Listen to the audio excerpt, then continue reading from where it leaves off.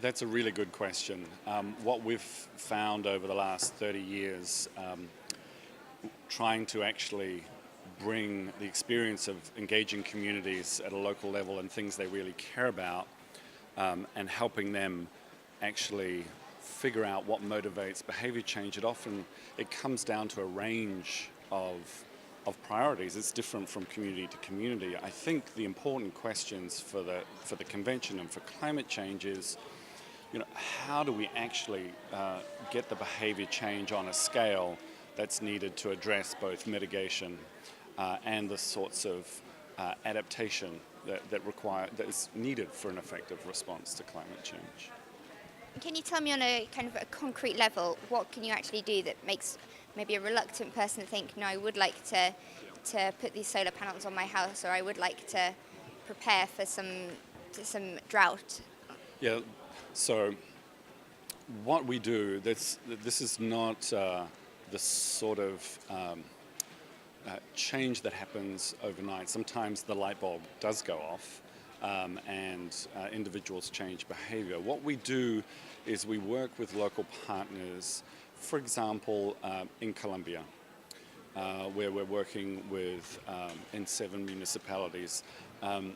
We work with those local partners to actually help them with a range of social marketing techniques. How do you actually identify the influences in a community around the sorts of knowledge that's needed to change behavior, the attitudes that exist, the barriers that are needed to be removed, and the sorts of champions that you're going to need in a community, as we all need. We look to leadership sometimes for the sort of inspiration that's needed to change that behavior.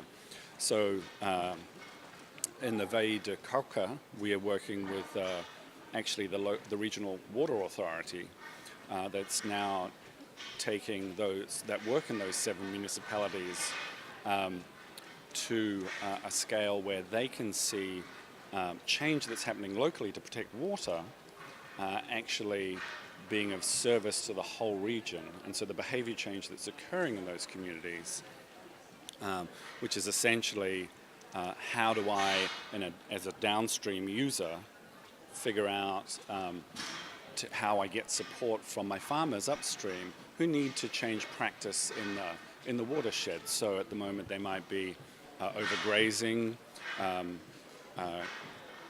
deforesting areas that should be maintained to maintain the quality of the water. So what's been set up in those local communities, if you like, the incentive to change behavior has been about a benefit transfer from those downstream communities. So they provide support for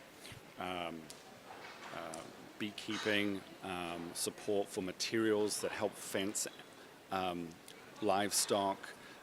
They provide them with incentives and materials so they don't need to log and use the wood for building.